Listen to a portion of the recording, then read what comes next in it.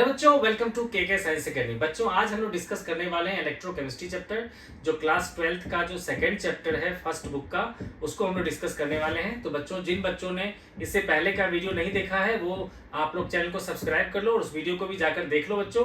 और हम लोग बच्चों इसको स्टार्ट करते हैं। तो देखो बच्चों, आज मेरा टारगेट होगा कि आप लोग को ये पूरा का पूरा जो इलेक्ट्रोकेमिस्ट्री का जो फर्स्ट पार्ट है, जिसमें डेनियल सेल आएगा, गैल्वेनिक सेल आएगा, नर्स्ट इक्वेशन आएगा और इससे रिलेटेड जो भी क्वेश्चंस होंगे उन सबको भी डिस्कस करूंगा। उसके बाद अगर देखूंगा बच्चों पॉसिबल हो सकता है तो उसके आगे भी मैं करवाऊंगा। तो हम लोग वीडियो को शुरू करते हैं। देखो बच्चों, सबसे पहले बेटा क्या होता है कि डेनियल सेल क्या होता है कि एक ऐसा सेल होता है बच्चों जो क्या करता है कि केमिकल एनर्जी को इलेक्ट्रिकल एनर्जी में कन्वर्ट करता है। तो जैसे कि बच्चों मैंने ये एग्जांपल ले लिया कि एक ले लिया मैंने जिंक सल्फेट का सॉल्यूशन और एक ले लिया मैंने कॉपर सल्फेट का सॉल्यूशन। और कॉपर सल्फेट की सॉल्यूशन में बच्चों मैंने क्या किया, पहले देखो यहाँ पर जिंक का एक इलेक्ट्रोड लिया मैंने, ठीक है, जिसको मैंने डिप कर दिया है यहाँ पर ZnSO4 सॉल्यूशन में। ये सॉल्यूशन कौन सा है? ZnSO4 सॉल्यूशन है ना बच्चों। मतलब यहाँ पर Zn2+ और SO4 2- आयंस जो है यहाँ पर है इस सॉल्यूशन में, ठीक है। और यहाँ पर मैंने क्या किया है, एक कॉपर का इलेक्ट्रोड लगा दिया है और कॉपर के इलेक्ट्रोड के साथ साथ मैंने डाल दिया है सॉल्यूशन में CuSO4, ठीक है। ये डाल दिया बच्चों मैंने CuSO4, मतलब हमने डाल रखा है Cu2+ और SO4 2- का ये सॉल्यूशन, ठीक है बच्चों। फिर मैंने क्या किया कि इन दोनों को एक वायर से कनेक्ट कर दिया, ठीक है बच्चों। अब देखो क्या होता है कि एक टर्म आता है जिसको कहते हैं रिडक्शन पोटेंशियल। ये जो होता है बच्चों Cu2+ टू Cu की वैल्यू होता है +0.34 वोल्ट। और इसी तरह से बच्चों रिडक्शन पोटेंशियल, इसको कहते हैं हम लोग बच्चों रिडक्शन पोटेंशियल। क्यों? क्योंकि देखो पोटेंशियल है तभी तो वोल्ट में है, और ऊपर से देखो Cu2+ से Cu में जा रहा है, मतलब गेन हो रहा है, मतलब रिडक्शन हो रहा है, ठीक है बच्चों। गेन ऑफ इलेक्ट्रॉन हो रहा है, इसका मतलब रिडक्शन हो रहा है, इसे इसको कहते हैं रिडक्शन पोटेंशियल। तो कॉपर के लिए रिडक्शन पोटेंशियल होता है +0.34 वोल्ट। वहीं पर बच्चों क्या होगा कि Zn के लिए होता है ये -0.76 वोल्ट, ठीक है। तो देखो बच्चों दोनों का रिडक्शन पोटेंशियल दे दिया। क्यों दे दिया? क्योंकि बच्चों एक रूल होता है कि जिसका रिडक्शन पोटेंशियल कम होता है, जिस इलेक्ट्रोड का रिडक्शन पोटेंशियल कम होगा उसका होगा ऑक्सीडेशन, और जिसका रिडक्शन पोटेंशियल ज्यादा होगा उसका होगा रिडक्शन, ठीक है बच्चों। तो जिंक का बच्चों देख रहे हो नेगेटिव में है ना, तो इसका होगा ऑक्सीडेशन, ठीक है। और कॉपर का पॉजिटिव में है तो इसका होगा रिडक्शन। अब क्या होगा बच्चे, तो जहां पर ऑक्सीडेशन होता है उसको क्या कहते हैं हम लोग? एनोड, ठीक है। एनोड किसको कहते हैं? Where oxidation takes place, where, ठीक है बच्चों। एनोड पे क्या होता है? ऑक्सीडेशन टेक्स प्लेस, ठीक है बच्चों। तो मैं लिख सकता हूं ऑक्सीडेशन टेक्स प्लेस, ठीक है। तो ये हो जाएगा बच्चों। और ये क्या होता है? नेगेटिवली चार्ज, इसको क्या कहते हैं हम लोग? Anode. This is your anode, ठीक है बच्चों। तो ये समझ लो कि ये क्या है हमारा? एनोड। कौन? जिंक वाला, ठीक है। और ये क्या है बच्चों? Positive electrode. और इसको क्या कहते हैं हम लोग? कैथोड। कैथोड क्या होता है? वह रिडक्शन टेक्स प्लेस, ठीक है बच्चों। Reduction takes place, reduction takes place, ठीक है बच्चों। तो ये होता है रिडक्शन और यहां होता है ऑक्सीडेशन। तो ऑक्सीडेशन के कारण क्या होता है बच्चे कि ये जो जिंक की प्लेट है ये डिसॉल्व होने लगती है यहां से, ठीक है। तो हम लिख सकते हैं कि एट एनोड जिंक जो है ये डिसॉल्व होके बन जाता है Zn के 2+ आयन, जो सॉल्यूशन में यहां पर मिल जाता है हमें, मतलब सॉल्यूशन में डिसॉल्व होके रह जाता है। और इसने जो इलेक्ट्रॉन लूज किया वो सारे के सारे जो इलेक्ट्रॉन होते हैं वो चला जाता है कैथोड पे, ठीक है बच्चों। और कैथोड पे क्या होता है, जब यहाँ पर इलेक्ट्रॉन आता है तो यहाँ पर जो Cu2+ आयन होते हैं, है ना, CuSO4 में क्या होते हैं? Cu2+ आयन, वो इसके इलेक्ट्रॉन्स को गेन करके इसके सरफेस पे इकट्ठा होने लगता है, ठीक है बच्चों। तो एट कैथोड क्या होता है हमारा?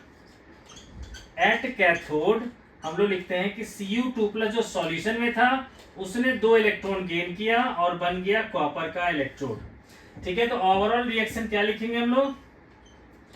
Zn to Cu2+ gives Cu Zn2+, ठीक है। तो ये आ जाएगा हमारा ओवरऑल रिएक्शन। ठीक है बच्चों, ये क्लियर हो गया।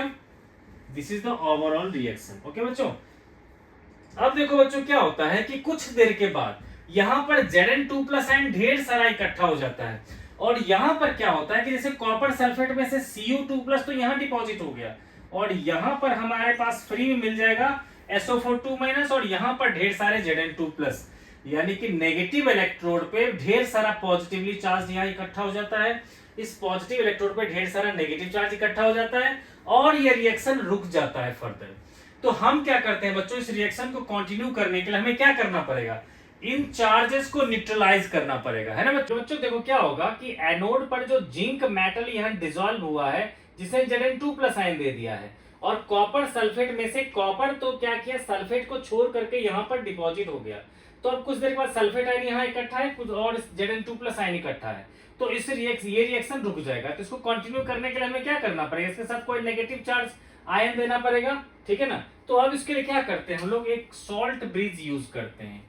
ये देखो बच्चों सॉल्ट ब्रिज, ये क्या काम करता है, ये एक कॉमन आयन रखता है, ये जस्ट लाइक मान लो बेटा कि हमने रखा K2SO4, यहां पर क्या डाल दिया हमने, K2SO4। ओके बेटा, तो मैं इसको देखो, ठीक है, यहां पर क्या डाल दिया मैंने, K2SO4। ठीक है बच्चों, ये देखो ये है हमारा सॉल्ट ब्रिज। तो क्या करेगा K2SO4, क्या करेगा, अपना सल्फेट आयन को ये इसको दे देगा Zn2+ को, ताकि ये न्यूट्रलाइज हो जाए, और यहां पर जो सल्फेट आयन पड़ा हुआ है उस सल्फेट आयन को वो खींच लेगा K+ के लिए। ठीक है, तो इस तरह से क्या हुआ, यहाँ जितना SO4 प्रोड्यूस होगा वो सब का सब क्या होगा, यहाँ होते हुए फाइनली इसमें आ जाएगा। इससे क्या होगा बच्चों, न्यूट्रलिटी मेंटेन होगा, ठीक है, और रिएक्शन हमारा लॉन्ग टाइम तक चलता रह जाएगा। ठीक है, तो जिन बच्चों को बेटा लिखना होगा तो प्रॉपर्टीज ऑफ सॉल्ट ब्रिज में लिख सकते हो, क्या लिख सकते हो, it maintains the neutrality of solution, it maintains the neutrality of solution. Second part, ये क्या करता है, सर्किट को अंदर से कंप्लीट करता है। कैसे, देखो आउटसाइड द सेल में क्या होता है, इलेक्ट्रॉन्स मूव करता है फ्रॉम एनोड टू कैथोड, और इनसाइड में क्या करता है, आयंस मूव करता है फ्रॉम कैथोड टू एनोड। क्या कर सकते हैं, it completes the circuit, it completes the circuit from inside. ठीक है बच्चे, फ्रॉम इनसाइड। ठीक है ना, इसके अलावा क्या कह सकते हैं हम लोग कि it run the reaction for long time. ठीक है बच्चों, तो ये सारा सॉल्ट ब्रिज का काम होता है। ठीक है बच्चों, अब क्या होता है कि जैसे ये हमारे लिए क्या आ गया बच्चों, बेसिकली ये क्या होता है, डेनियल सेल। डेनियल सेल का मतलब क्या होता है कि ऐसा इंस्ट्रूमेंट जो केमिकल एनर्जी को इलेक्ट्रिकल एनर्जी में कन्वर्ट करता है। ठीक है, तो बच्चों होता क्या है, एक टर्म आता है हमारा, इसको कहते हैं हम लोग E0 सेल, है ना। इसका फॉर्मूला होता है reduction potential of cathode minus reduction potential of anode. तो बच्चों यहां पर कैथोड है हमारा कॉपर, उसका है 0.34, और एनोड जो जिंक है उसका क्या है, माइनस में 0.76, तो ये क्या आ जाएगा 1.10 वोल्ट। ठीक है, तो ये जो नेट ईएमएफ आ जाएगा या स्टैंडर्ड ईएमएफ आ जाएगा, ये क्या आ जाएगा हमारा 1.10 वोल्ट। ठीक है, यानी कि ये जो डेनियल सेल है इसका स्टैंडर्ड ईएमएफ कितना आ जाएगा 1.10। ठीक है, तो अब आप बच्चों को पता होगा कि अगर इसको मैंने इससे ज्यादा वोल्ट वाले बैटरी से कनेक्ट कर दिया तो ये चार्ज होने लगेगा। ठीक है, ठीक है बच्चों, अगर मैंने जैसे ये 1.1 है, अगर इसको 1.5 वाले वोल्ट से कनेक्ट कर दिया तो ये डेनियल सेल चार्ज होने लगेगा। लेकिन अगर इसको इससे कम वाले से कनेक्ट कर देंगे, जैसे 1 वाले से कनेक्ट कर देंगे, देन ये डिस्चार्ज होने लगेगा। ठीक है बच्चों, इसके अलावा क्या होता है बच्चों, देखो अगर इसी में जितने भी आयंस है हमारे, उन सब की कॉन्सेंट्रेशन को अगर हम लोग 1 मोलर ले कर लेते हैं, तब ये बन जाता है हमारा गैल्वेनिक सेल। ठीक है बच्चों, तो अब देखो बच्चों आगे बढ़ते थोड़ा सा, जैसे कि देखो मैं चाहता हूं कि आप लोग को रिडक्शन पोटेंशियल के बारे में थोड़ा सा और बता दूं, क्योंकि बुक में कह रहा है बच्चों को इसके बारे में थोड़ा सा और बताओ, जबकि कुछ बच्चों को 11th में पढ़ रखे होंगे इस चीज के बारे में। ठीक है बच्चों, तो मैं फिर भी बताता हूं। देखो बच्चों क्या होता है कि रिडक्शन पोटेंशियल जो होता है ना किसी मेटल का, वह डिपेंड करता है बच्चों उसके आयनाइजेशन एनर्जी पे, ठीक है, हाइड्रेशन एनर्जी पे, ठीक है। तो उतना डिटेल्स में नहीं जाते हैं, सीधी सी बात है बच्चों, जिसका रिडक्शन पोटेंशियल ज्यादा उसका होगा रिडक्शन, और वो कहलाएगा हमारा बेटर ऑक्सीडाइजिंग एजेंट। ठीक है बच्चों, क्लियर हो गया। अब देखो बच्चों, जैसे कि मान लो हमें किसी भी एलिमेंट का रिडक्शन पोटेंशियल को फाइंड करना है, ठीक है। तो मान लेते हैं बेटा कि जिंक का हमें रिडक्शन पोटेंशियल फाइंड करना है, ठीक है। ये हमें नहीं पता है कि ये कितना है, तो मान ले लिया मैंने कि ये x वोल्ट है, ठीक है। तो जब भी किसी भी एलिमेंट का अगर आपको रिडक्शन पोटेंशियल फाइंड करना हो, तो क्या करो आप, सबसे पहले उसको हाइड्रोजन के साथ कनेक्ट कर दो। क्यों? क्योंकि हाइड्रोजन का हमें पता होता है कि हाइड्रोजन का रिडक्शन पोटेंशियल होता है 0 वोल्ट, है ना बच्चों।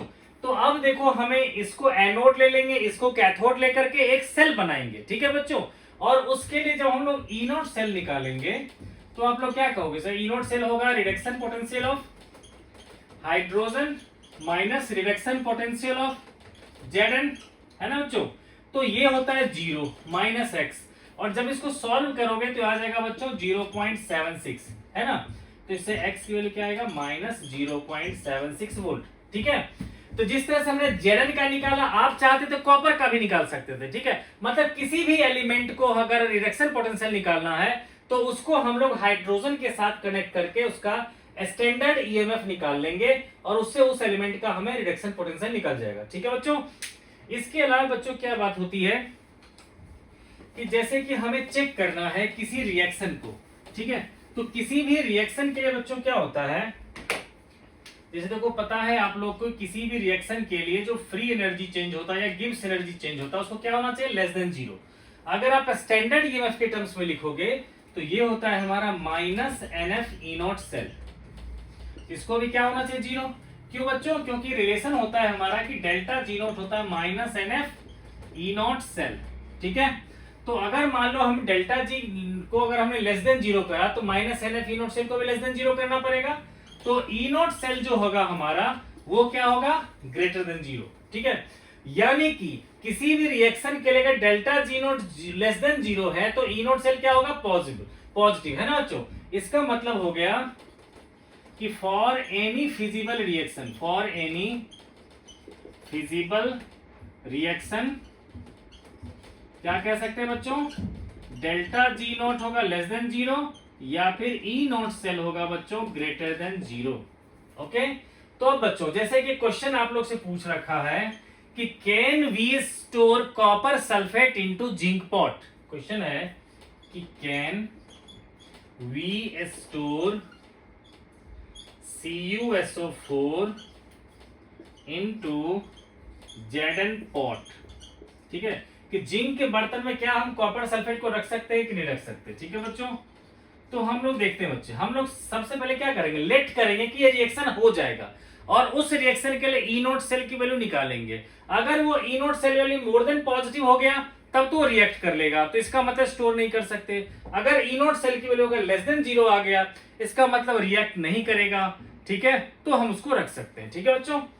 तो अभी देखो रिएक्शन क्या लिखना है हमें कि CuSO4 प्लस Zn गिव्स, होता है क्या बच्चों, रिएक्शन तो ये होता है, अगर होता तो ये होता, क्योंकि ये आयन एक्सचेंज रिएक्शन है।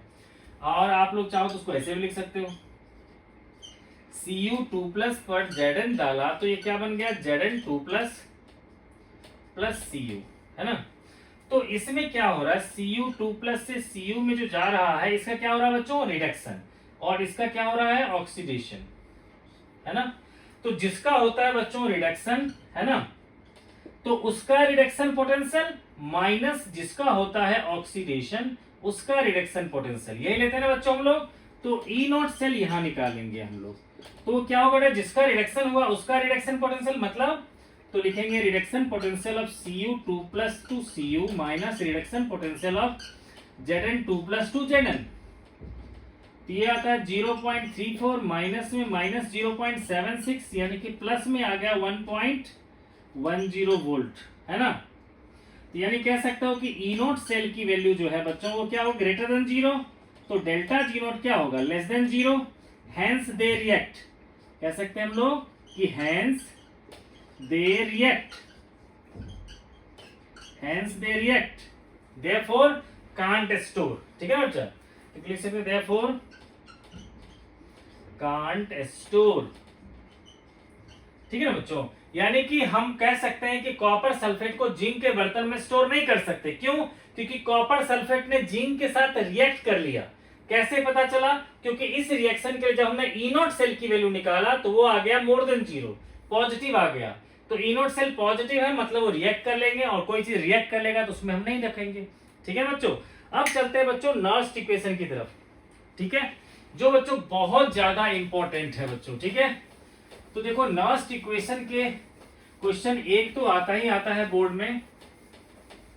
देखो बच्चों कैसे करते हैं हम लोग क्वेश्चन। देखो बेटा, तो ये होता है नर्स्ट इक्वेशन। इसके लिए बेटा रिलेशन होता है EMF of cell equals to होता है standard EMF of the cell minus 2.303 RT by NF log K। ठीक है ना बच्चों, तो ये रिलेशन होता है नर्स्ट इक्वेशन। लेकिन बच्चों क्या होता है कि F होता है हमारा फैराडे कांस्टेंट। F की वैल्यू क्या होता है हमारा 96500 कूलम, है ना। इसी तरह से R की वैल्यू ले लेंगे 8.314 जूल केल्विन पर मोल, है ना बच्चों, इस तरह से होता है। तो बेटा इन सभी की वैल्यू को अगर यहां पुट कर दिया जाए तो ये जो ई सेल का रिलेशन है ये आ जाएगा standard EMF of the cell minus 0.059 by small n log k। ठीक है बच्चों, तो ये रिलेशन आ जाएगा हमारा नर्स्ट इक्वेशन।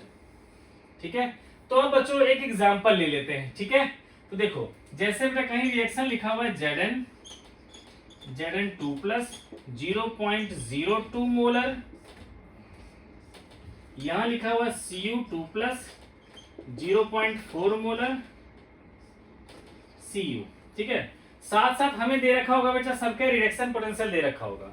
हमें क्या दे रखा होगा? Reduction potential of Zn2 plus 2 Zn जो आ चुका है बच्चों 0.76 वोल्ट।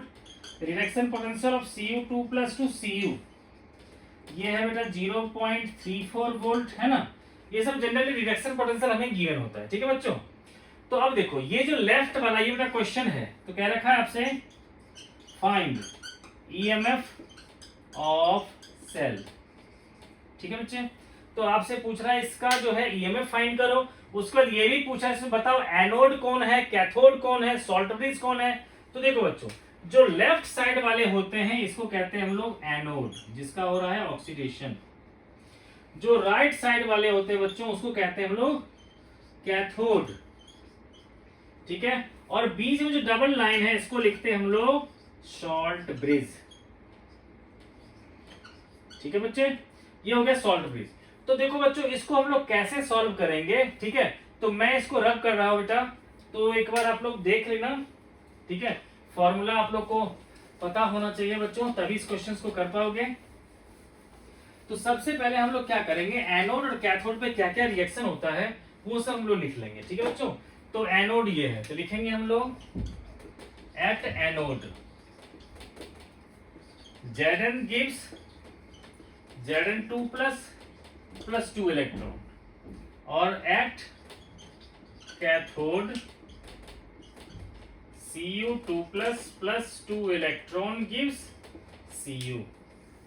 ठीक है, तो हम दोनों को ऐड कर देंगे तो क्या होगा Zn plus Cu2 plus gives Cu plus Zn2 plus. ठीक है बच्चों, ये हो गया हमारा K की, मतलब ये हमारा ओवरऑल रिएक्शन आ गया। अगर मान लो बच्चों यहां से हम लोग K की वैल्यू निकालें जिसको हम लोग कहते हैं इक्विलिब्रियम कांस्टेंट, तो K का फॉर्मूला होता है प्रोडक्ट की कॉन्सेंट्रेशन अपॉन में रिएक्टेंट की कॉन्सेंट्रेशन, है ना, रिएक्टेंट की कॉन्सेंट्रेशन। तो प्रोडक्ट में क्या क्या है बेटा, देखो हम लिखेंगे Cu एंड Zn2 प्लस, और रिएक्टेंट में क्या है बच्चों Zn और Cu2 प्लस। तो अब देखो बेटा क्या होगा कि यहाँ पर देखो जो अनआयनाइज्ड है, जैसे कॉपर पे कोई चार्ज नहीं है, Zn पे कोई चार्ज नहीं है, तो इसकी कॉन्सेंट्रेशन को हम लोग 1 लेट कर लेंगे। ठीक है बेटा, मतलब जो अनआयनाइज्ड होते हैं सिंस लिख देंगे Zn की कॉन्सेंट्रेशन या फिर Cu की कॉन्सेंट्रेशन को ले लेंगे हम लोग 1 मोलर, ठीक है, ले लेते हैं, ठीक बेटा। तो अल्टीमेटली क्या हो जाएगा 1 इंटू Zn2 प्लस की कॉन्सेंट्रेशन जो कितनी दे रखी है हमें, ये देखा 0.02 अपॉन देखो बेटा Zn का तो 1 ले चुके हैं और Cu2 प्लस है कितना 0.4 ओके बच्चों। तो अब देखो बेटा इसको सॉल्व करेंगे तो क्या आ जाएगा, ये आ जाएगा हमारा 2/40, ठीक है, यानी कि 1/20, ये आ गया k की वैल्यू, ठीक है। अब देखो बच्चों उस फॉर्मूला में हमें n चाहिए, n का मतलब है नंबर ऑफ इलेक्ट्रॉन्स लॉस्ट और गेन। तो ये क्या है बच्चों, कितना इलेक्ट्रॉन गेन किया 2, कितना इलेक्ट्रॉन्स लूज किया 2, तो n क्या हो जाएगा बच्चों 2, ठीक है। तो बेटा इसको हटा देता हूं और क्वेश्चन को सॉल्व करता हूं, यही क्वेश्चन है, देखो बच्चों इसे फॉर्मूला पुट कर रहा हूं, ठीक है। देखो बच्चों तो सबसे पहले हमें पता है कि ई सेल होता है ई नॉट सेल माइनस 0.059 अपॉन में एन लॉग के, ठीक है बच्चों। तो ई नॉट सेल अलग से निकाल लेते हैं, ठीक है, जो कई बार निकाल चुके हैं हम लोग। तो ई नॉट सेल क्या होगा बच्चा, reduction potential of Cu2 plus 2 Cu minus reduction potential of Zn2 plus 2 Zn, 0.34 minus 0.76, तो आ गया बच्चों 1.10 वोल्ट, है ना। अब देखो n हमें पता है तो इसको लिखूंगा मैं 1.10 माइनस 0.059 अपॉन में 2। अब देखो k क्या है 1/20, इसको क्या लिखूंगा मैं log 1/20। अब इसको फर्दर सॉल्व करेंगे 1.10, इसको नियरली 0.03 लिख लेता हूं, 03295 होगा ये।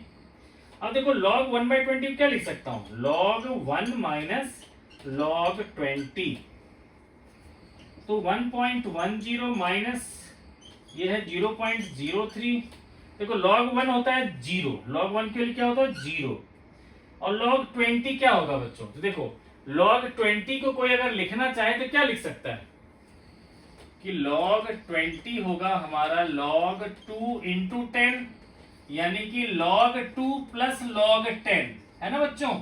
log 2 क्या होगा 0.301 और log 10 होता है 1, तो अल्टीमेटली क्या आ जाएगा ये 1.301, है ना बच्चों। अब ये देखो माइनस साइन है, ये माइनस साइन, दोनों मल्टीप्लाई का प्लस हो जाएगा, तो 1.10 प्लस में आ जाएगा 1.301 इंटू 0.03, है ना बच्चे। इसको सॉल्व कर लोगे आप लोग तो उतना वोल्ट आ जाएगा, ठीक है, ठीक है बच्चों, तो इतना वोल्ट आ जाएगा आपका, ठीक है बच्चों। ये था नेक्स्ट इक्वेशन का एक इक्वेशन। अब बच्चों एक और इक्वेशन अपने मन से लेता हूं मैं, ठीक है, ताकि आप लोग देख सको बच्चों, ठीक है, क्योंकि ये काफी इंपॉर्टेंट है।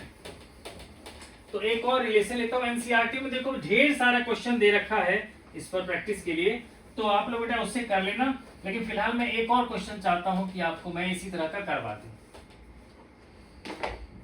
देखो बच्चों इस बार मैंने लिया है Zn से जा रहा है Zn2 प्लस 0 मान लेते हैं बेटा 4m, है ना, और ये लिया मैंने इस बार H प्लस का, इसका भी लेता हूं 0.4 मोलर, ठीक है, और ये लिया H2PT, क्योंकि हाइड्रोजन के साथ PT इसे लगाना पड़ता है कि हाइड्रोजन कोई इलेक्ट्रोड होता नहीं, हाइड्रोजन क्या होता है गैस होता है, तो प्लैटिनम होता है नोबल मेटल, इसलिए लेना पड़ता है, ठीक है बच्चों। तो यहाँ देखो बेटा रिडक्शन पोटेंशियल जो हमें दे रखा है क्वेश्चन में, वो Zn2 प्लस 2 Zn पता ही है माइनस 0.76 वोल्ट, और reduction potential of H plus 2 H2 क्या है बच्चों 0.00 वोल्ट, है ना। तो अब देखो हमें इसको लेना है, ठीक है बेटा, तो लिखेंगे हम लोग पहले क्या लिखेंगे, ये आंसर में लिखेंगे बच्चों एट एनोड, एनोड पे क्या होगा ये जाएगा, तो क्या लिखेंगे हम लोग Zn gives Zn2 plus 2 electron, है ना बच्चों। इसी तरह से बच्चों क्या होगा हमारा कि कैथोड पे हम लोग हाइड्रोजन के लिए लिखेंगे, ठीक है, तो क्या लिखेंगे हम लोग एट कैथोड Cu2 प्लस, जब इस 2 इलेक्ट्रॉन को गेन, बच्चों ये Cu2 प्लस नहीं, यहाँ पे क्या हाइड्रोजन है ना, तो हम लोग लिखने वाले हैं बेटा 2H plus 2 electrons gives H2, ठीक है बेटा।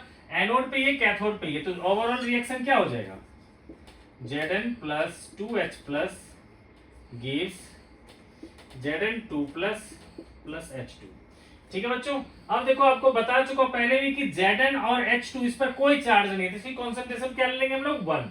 तो K की वैल्यू क्या आ जाएगा, concentration of Zn2 plus concentration of H2 upon में कॉन्सेंट्रेशन ऑफ Zn इनटू, देखो 2H प्लस का मतलब क्या हो गया, H प्लस की कॉन्सेंट्रेशन का स्क्वायर। ठीक है बच्चों। अब देखो Zn2 प्लस की कॉन्सेंट्रेशन था 0.4, तो ये लिख लिया 0.4, हाइड्रोजन का तो 1 है ही, इसका भी 1। अब H प्लस का क्या होगा, ये भी 0.4, तो इसका होगा 0.4 इंटू 0.4, है ना बच्चों। तब देखो एक तो ये कैंसिल हो गया, अब बचा कितना हमारा 10/4, तो पॉइंट हटा देंगे क्या हो 10/4 यानी कि 5/2। ठीक है बेटा, ये आ गया K की वैल्यू। अब देखो हमारे लिए जो E0 सेल लिखना चाहिए वो किस क्या होना चाहिए, रिडक्शन पोटेंशियल ऑफ कैथोड मतलब हाइड्रोजन का minus reduction potential of Zn2 plus 2 Zn, ये आएगा बेटा 0.00 माइनस 0.76, तो क्या आ जाएगा ये 1, ये आ जाएगा बेटा 0.76 वोल्ट, है ना बच्चे, ये 0.76 वोल्ट आ जाएगा हमारा E0 सेल की वैल्यू। ठीक है, और N क्या है हमारा, तो 2 इलेक्ट्रॉन देखो लूज कर रहा है, 2 इलेक्ट्रॉन यहाँ गेन कर रहा है, तो N क्या हो जाएगा 2। ठीक है, तो बच्चों क्या करेंगे, आप लोगों ने लिख लिया होगा बच्चों, तो इसको सॉल्व कर लेते हैं। ठीक है, तो वही फॉर्मूला लगाएंगे हम लोग नास्ट इक्वेशन से, क्या लगाएंगे कि E सेल होता है हमारा E0 सेल माइनस 0.059 अपॉन में N log K, है ना बच्चों। तो E0 सेल की वैल्यू आ गया था 0.76 माइनस 0.059 अपॉन में 2। अब देखो लॉग कितना है बच्चे 5/2, log 5/2। ओके, अब देखो बच्चों क्या होगा, तो इसको मैं नियरली 0.3 लिख लेता हूं मैं, 0.76 माइनस 0.03, यहां आ जाएगा log 5 माइनस log 2, 0.76 माइनस 0.03। देखो बच्चों लॉग टेबल आप लोग को दिया जा सकता है, ठीक है, ये लॉग की वैल्यू दे देगा, लेकिन log 2, 3, 5 इस सब का पता होना चाहिए आप लोग को। देखो log 5 होता है 0.699, log 2 होता है 0.301, है ना बच्चों। अब इसको सॉल्व कर लोगे बच्चों तो ई सेल की वैल्यू आ जाएगी। ठीक है, अब एक चीज और ध्यान देने वाली बात है बेटा, ये जो फॉर्मूला लिखवाया मैंने 0.059, ये लिखवाया है मैंने रूम टेम्परेचर पे, क्योंकि उसमें जो रिलेशन था हमारा 2.303 RT/NF, है ना, उसमें T लिया था मैंने 298 केल्विन रूम टेम्परेचर पे। ठीक है, जो मोस्टली हमें यही लेना पड़ता है, लेकिन अगर मान लो जानबूझ करके क्वेश्चन में क्या किया, उसने डाटा चेंज करके कह दिया 27 डिग्री पे निकालो या 310 केल्विन पे निकालो। ठीक है बच्चों, तो इसमें क्या करना पड़ेगा, हमें 298 की जगह पे लेना पड़ेगा 310। तो उसको सॉल्व करने के लिए क्या कर लोगे आप लोग, पहले 298 से इसको डिवाइड कर दोगे, और फिर जितने केल्विन पे कह रखा है उतने से मल्टीप्लाई कर दोगे, मतलब इसको 298 से डिवाइड कर देंगे और इनटू कर देंगे 310, अगर 310 केल्विन पे निकालने के लिए कह देगा। ठीक है बच्चों, बट मोस्टली मतलब 99.99% केसेस में बच्चों यही रिलेशन आता है। ठीक है, तो ये बता दिया। ठीक है बच्चों, अब बेटा जी हम लोग इसके आगे चलते हैं। नेक्स्ट इक्वेशन हो गया बच्चा। अब इसमें से ढेर सारे क्वेश्चंस आते हैं बेटा प्रोडक्ट ऑफ इलेक्ट्रोलिसिस के, तो मैं चाहता हूं कि इसी रिडक्शन पोटेंशियल से रिलेटेड है ये टर्म प्रोडक्ट ऑफ इलेक्ट्रोलिसिस। ठीक है, तो उसको भी बच्चों आप लोग को क्लियर कर देता हूं। ठीक है, देखो जो प्रोडक्ट ऑफ इलेक्ट्रोलिसिस जब भी हमें फाइंड करना होता है तो हमें यह देखना पड़ता है कि जो भी हमारे पास आयंस हैं उसमें किसका रिडक्शन पोटेंशियल कम है, किसका रिडक्शन पोटेंशियल ज्यादा है। ठीक है बच्चों, तो जैसे कि बेटा अगर कोई कैटायन है ना, जैसे एग्जांपल लेते हैं, क्वेश्चन पूछ रखा है आपसे कि right the product of electrolysis for following electrolytes. ठीक बच्चों, फॉलोइंग इलेक्ट्रोलाइट्स, तो बेटा फर्स्ट दे रखा है मोल्टेन NaCl, सेकेंड दे रखा है बच्चों एक्वस NaCl, ठीक है। थर्ड दे रखा है एक्वस CuCl2 सॉल्यूशन, ठीक है। तो देखो बच्चों कैसे हम लोग सॉल्व कर सकते हैं। तो देखो बच्चों इन क्वेश्चंस को करना बहुत ही आसान है। क्या होता है बेटा कि देखो जब भी हम लोग जैसे फर्स्ट लेते हैं हम लोग, ठीक है, मोल्टेन NaCl, तो बेटा मोल्टेन NaCl का मतलब क्या, हमारे पास दो ही आयन है, एक Na+ है और एक Cl- है, ठीक है। तो एनोड पे कोई भी अगर जाता है तो वो क्या करता है, अपना इलेक्ट्रॉन लूज करता है, एनोड पे जाकर अपना इलेक्ट्रॉन लूज करता है, और कैथोड पे कोई जाता है तो वो इलेक्ट्रॉन को गेन करता है। तो यह क्लियर है कि इलेक्ट्रॉन गेन करने वाला कौन है, Na+, क्योंकि उसके पास इलेक्ट्रॉन की कमी है, और लूज करने वाला कौन है, Cl-, क्योंकि उसके पास एक्स्ट्रा इलेक्ट्रॉन है, ठीक है ना बच्चे। तो क्या कर सकते हैं बच्चे, हम लिख देंगे एनोड, और यहाँ कोई कंपटीशन नहीं है तो कुछ एक्स्ट्रा नहीं लिखना, सीधा लिखेंगे 2Cl- गिव्स Cl2 + 2 इलेक्ट्रॉन, और कैथोड पे लिख देंगे बच्चों, क्योंकि यहाँ 2 इलेक्ट्रॉन लूज किया तो 2 इलेक्ट्रॉन को गेन करने के लिए 2 सोडियम आयन को बुला लेंगे, ये बन जाएगा 2 सोडियम का एटम, ठीक है बच्चों। ये तो होगा फर्स्ट पार्ट। अब सेकेंड पार्ट में है बच्चों एक्वस NaCl सॉल्यूशन। तो एक्वस NaCl का मतलब क्या हो गया, वाटर भी है और NaCl भी है। तो इसको हम क्या लिख सकते हैं, वाटर में क्या क्या होता है, H+, OH-, और NaCl में आपको पता ही है क्या है, Na+ और Cl-, है ना बच्चों। तो अब देखो हमारे पास दो दो कैटायन है, इलेक्ट्रॉन लेने वाला भी दो है और इलेक्ट्रॉन देने वाला भी दो है ना बच्चों। तो अब क्या होगा कि जब मैं कैथोड की बात करूंगा तो एट कैथोड, ठीक है, कैथोड कहेगा किसको इलेक्ट्रॉन चाहिए, तो H+ कहेगा मुझे दे दो, Na+ कहेगा मुझे दे दो इलेक्ट्रॉन, ठीक है। लेकिन बच्चों कैथोड पे रिडक्शन उसका होगा जिसका रिडक्शन पोटेंशियल ज्यादा होगा, ठीक है बच्चों। कैथोड पे रिडक्शन उस एलिमेंट या आयन का होगा जिसका रिडक्शन पोटेंशियल ज्यादा होगा, ठीक है बच्चों। तो एक जनरल कैटेगरी में आप लोग ये समझ लो बच्चों कि हाइड्रोजन से ज्यादा सिर्फ कॉपर, सिल्वर, गोल्ड, प्लेटिनम इसी सब का होता है, ठीक है। जो महंगे मेटल होते हैं उन्हीं का होता है। बाकी जितने भी मेटल हैं, चाहे हमारा Zn हो, Fe हो, Mg हो, Al हो, सोडियम हो, इस तरह से जितने भी बाकी एलिमेंट है उस सबका हाइड्रोजन से कम ही होता है, ठीक है। तो यहां पर बच्चों हमें ध्यान रखना है, क्या ध्यान रखना है बच्चों, कि हाइड्रोजन से ज्यादा सिर्फ कॉपर, सिल्वर का ही होता है, बाकी सारे मेटल का रिडक्शन पोटेंशियल हाइड्रोजन से कम होता है, ठीक है। तो अभी देखो बेटा जी H+ है और Na+ है, तो आपको क्या लगता है किसका रिडक्शन पोटेंशियल ज्यादा होगा, तो बिल्कुल सही करो, हाइड्रोजन का ज्यादा होगा, है ना। तो हम लिख लेंगे एट कैथोड कि since reduction potential of H+ to H2 is greater than reduction potential of Na+ to Na, therefore at cathode ना, therefore at cathode हम लिखेंगे 2H+ + 2 इलेक्ट्रॉन बन जाएगा H2, और Na+ बेचारा सॉल्यूशन में ही रह जाएगा, ठीक है बच्चों, क्लियर हो गया। या नहीं तो अगर आप ऐसे नहीं लिख सकते तो वर्ड में लिख सकते हो कि since hydrogen has higher reduction potential than sodium, therefore at cathode hydrogen will be reduced, hydrogen ion will reduced, ठीक है। अब देखो बेटा जी एनोड की बात करते हैं, ठीक है। तो एनोड पे आपको पता है होना क्या होता है, ऑक्सीडेशन मतलब लॉस ऑफ इलेक्ट्रॉन, ठीक है बच्चों। तो देखो बच्चों क्या है कि आपको टेबल में एनाइंस ज्यादा नहीं दे रखे हैं, बहुत कम ही एनाइंस है, ठीक है।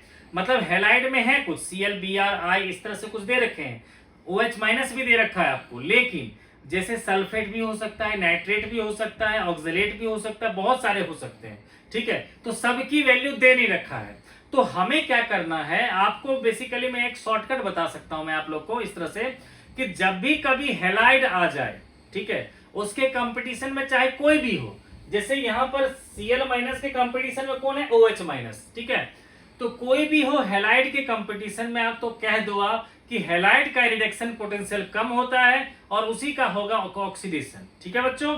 अगर मान लो हैलाइड नहीं है, OH- है, सल्फेट है, या OH- है, नाइट्रेट है, तब ऐसे सिचुएशन में कह देना कि OH- का रिडक्शन पोटेंशियल कम है और उसी का ऑक्सीडेशन करना है, ठीक है बच्चों, क्लियर हो गया। तो हैलाइड अगर है तो उसी का ऑक्सीडेशन होगा, ठीक है। तो हम लिखेंगे कि सिंस यहाँ क्या लिखें बेटा कि Cl माइनस हैज लोअर रिडक्शन पोटेंशियल, है ना, lower reduction potential than OH minus, है ना बच्चों।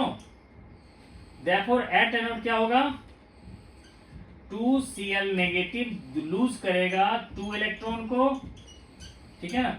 तो क्या होगा बच्चों कि हमें कैथोड पे मिल जाएगा ये H2 और एनोड पे मिल जाएगा Cl2।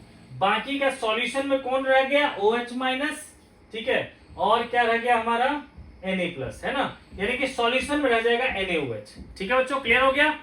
किसी को बच्चों कोई भी प्रॉब्लम हो तो कमेंट बॉक्स में बच्चों लिखो, ठीक है, मैं एक्स्ट्रा क्लास लेकर के उसके डाउट्स में सबके क्लियर कर दूंगा। ठीक है बच्चों, ये तो 2 हो गया बच्चों। अब आपको बेटा क्लियर हो चुका है कि रिडक्शन पोटेंशियल जो है होता है वो सिल्वर का सबसे ज्यादा होगा, जितने भी जो पूछे जाते हैं क्वेश्चन उसकी बात कर रहा हूं, उससे कम होगा कॉपर का, उससे कम होगा हाइड्रोजन का, और उससे कम होगा बाकी मेटल का। तो अब बेटा थर्ड पार्ट लेते हैं हम लोग, ठीक है। तो देखो बच्चों यहां पर क्या है, एक्वस CuCl2, एक्वस CuCl2, इसका मतलब क्या होगा बच्चों कि H प्लस भी है, OH माइनस भी है, Cu2 प्लस भी है और Cl माइनस भी है। तो अब बताओ बच्चों हाइड्रोजन का प्लस चार्ज यानी कि H प्लस और Cu2 प्लस, इसमें से रिडक्शन पोटेंशियल किसका ज्यादा होता है। तो मैंने आपको बता दिया था बेटा कि हाइड्रोजन से ज्यादा होता है, मोस्टली जो कॉपर सिल्वर गोल्ड ऐसे मेटल होते हैं उन्हीं का ज्यादा होता है, बाकी सारे मेटल का हाइड्रोजन से कम। तो क्या होगा, कॉपर का फिर क्या होगा, हाइड्रोजन से ज्यादा, ठीक है ना। तो कह सकते हैं since reduction potential of Cu2 plus two Cu is greater than reduction potential of H plus two H2, therefore at cathode हम क्या लिखेंगे बच्चों कैथोड पे कि Cu2 प्लस इलेक्ट्रॉन गेन करेगा, Cu2 प्लस इलेक्ट्रॉन को गेन करके बन जाएगा Cu। ठीक है बच्चों, ये तो हो गया इसकी बात। अब देखो बेटा एनाइन में हमारे पास क्या OH माइनस और Cl माइनस। तो अभी आप लोग को बताया था बच्चों कि अगर हैलाइड है तो उसी का ऑक्सीडेशन होगा, ठीक है। हम कह देंगे कि उसका रिडक्शन पोटेंशियल कम होता है, ठीक है। तो हम कह देंगे कि since reduction potential of Cl2 to Cl minus is lesser than reduction potential of H2O to OH minus, therefore at anode क्या लिखेंगे बच्चों कि 2Cl negative gives Cl2 plus 2 electron. तो एनोड पे क्या मिला बच्चों Cl2, कैथोड पे क्या मिला हमें कॉपर, ठीक है ना। तो इस तरह से बच्चों जो है ना हम लोग प्रोडक्ट ऑफ इलेक्ट्रोलिसिस को भी फाइंड कर सकते हैं, ठीक है बच्चों। तो बच्चों 2 टॉपिक को मैंने इसमें कवर किया है। अब नेक्स्ट टॉपिक बच्चों मैं नेक्स्ट वीडियो में करूंगा, तो बच्चों इसको अच्छी तरह से आप लोग देख लो, कोई डाउट्स है तो पूछ लो, ठीक है बच्चों। और मिलते हैं हम लोग नेक्स्ट वीडियो में।